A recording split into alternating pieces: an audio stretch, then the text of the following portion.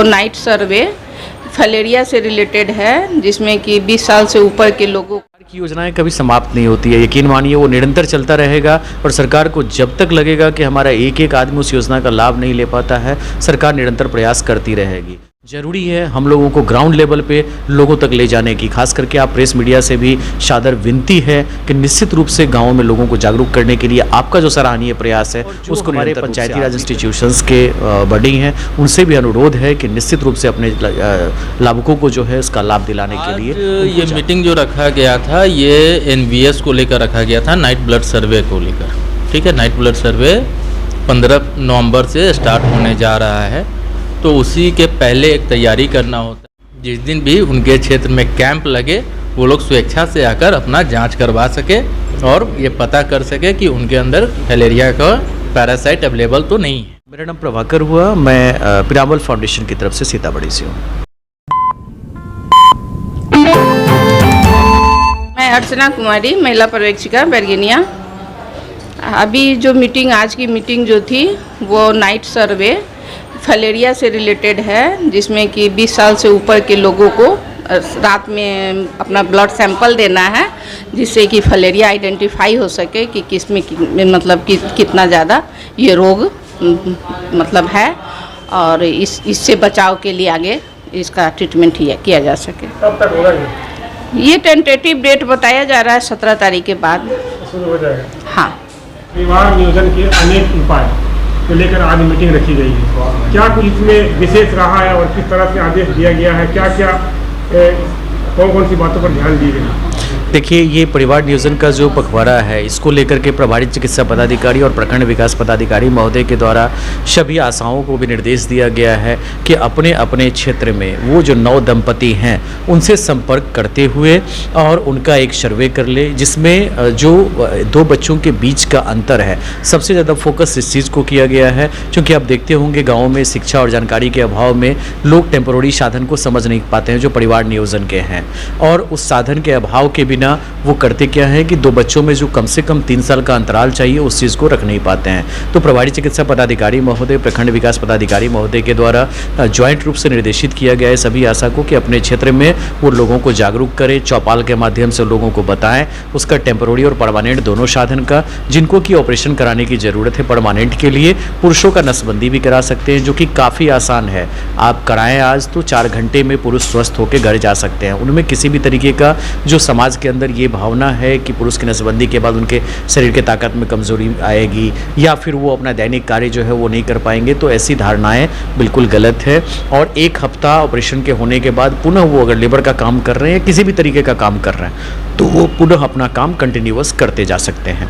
साथ साथ जो माँ बनने का सबसे समुचित उम्र है वो है 20 साल का। 20 साल से उम्र से पहले अगर कोई बच्ची माँ बनती है तो उसका शरीर उस रूप से विकसित नहीं हो पाता है, जिससे माँ और बच्चे दोनों का जान जो है वो खतरे में रहता है। तो माँ और बच्चे दोनों के जीवन को सुधार करने के लिए बेसिक परिवार नियोजन के साधन को अपनाने का ये जो है निर्देश दिया गया है, ताकि सभी आशा अपने क्षेत्र में पता कर ले। जो परमानेंट साधन चाह रहे हैं उनका ऑपरेशन जो है स्पेशल कैंप 11 नवंबर से लेकर 30 नवंबर तक का ये समय है, इसके दौरान करा लें। और जो भी टेम्पोररी साधन लेना चाहते हैं उनको अस्पताल में भी, स्वास्थ्य केंद्र पर भी, हेल्थ एंड वेलनेस सेंटर पर भी, और जो आशा है संबंधित क्षेत्र की उनके पास से भी इसको ले सकते हैं। सर, आज के इस मीटिंग में कितने लोग, कौन कौन लोग थे? देखिए, इस मीटिंग में सभी विभाग से आए हुए थे। इसकी अध्यक्षता प्रखंड विकास पदाधिकारी, प्रभारी चिकित्सा पदाधिकारी महोदय के द्वारा हुआ, साथ में प्रखंड शिक्षा पदाधिकारी, ICDS डिपार्टमेंट से।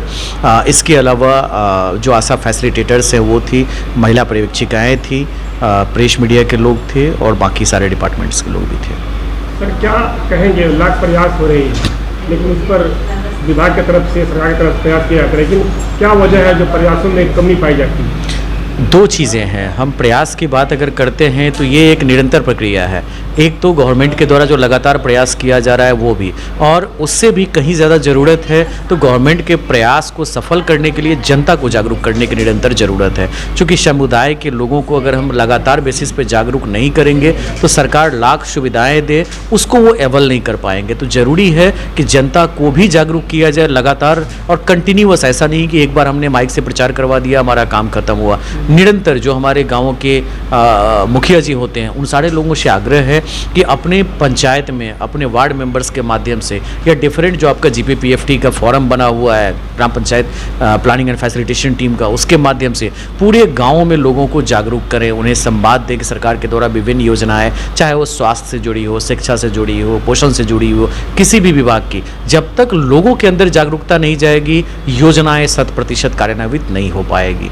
सर, ये जो प्रयास है आप लोगों का योजनाएं है, ये कब तक शुरू होगा और कितने दिनों में पूरा कर लिया जाएगा? सरकार की योजनाएं कभी समाप्त नहीं होती है, यकीन मानिए वो निरंतर चलता रहेगा। और सरकार को जब तक लगेगा कि हमारा एक एक आदमी उस योजना का लाभ नहीं ले पाता है, सरकार निरंतर प्रयास करती रहेगी। जरूरी है हम लोगों को ग्राउंड लेवल पे लोगों तक ले जाने की, खास करके आप प्रेस मीडिया से भी सादर विनती है कि निश्चित रूप से गाँव में लोगों को जागरूक करने के लिए आपका जो सराहनीय प्रयास है उसको निरंतर रूप से आप भी करें। और जो हमारे पंचायती राज इंस्टीट्यूशंस के बॉडी हैं उनसे भी अनुरोध है कि निश्चित रूप से अपने लाभुकों को जो है उसका लाभ दिलाने के लिए उनको जागरूक करें। सर, अंत में आखिरी सवाल है, जितने लोगों को आपकी तरफ से आज मीटिंग में आदेश दिया गया है उनको क्या कहेंगे अपने कार्य को ईमानदारी पूर्वक करने के लिए?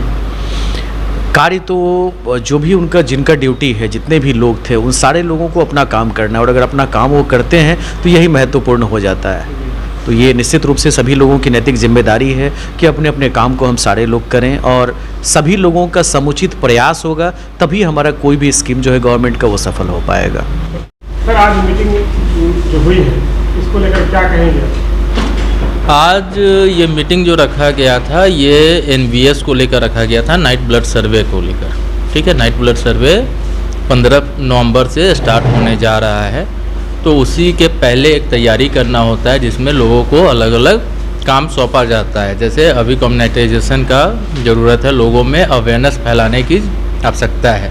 तो आज आशा, आंगनवाड़ी, एजुकेशन से जो लोग आए हुए थे सभी लोगों को बोला गया है कि वो लोग अभी समुदाय में जाकर लोगों को जागरूक करें, ताकि जिस दिन भी उनके क्षेत्र में कैंप लगे वो लोग स्वेच्छा से आकर अपना जांच करवा सके और ये पता कर सके कि उनके अंदर फैलेरिया का पैरासाइट अवेलेबल तो नहीं है। इसको लेकर ये बैठक आज रखा गया था। विशेष करके फैलेरिया पे ध्यान देना, खोजना है कि फैलेरिया का पेशेंट है तो नहीं। हाँ, फैलेरिया का पेशेंट को खोजना है। जैसे अगर फैलेरिया का लक्षण आ गया तो वो तो देख के ही पता चल जाता है, लेकिन इसमें है कि वैसे पेशेंट जिनका अभी लक्षण सामने नहीं आया है तो वो पता करने के लिए लोगों का जांच किया जाता है, और अगर किसी में वो पॉजिटिव आता है तो उनको दवा का एक कोर्स होता है, वो दवा खिलाकर उनको फैलेरिया से बचाया जाता है। तो उसी को लेकर ये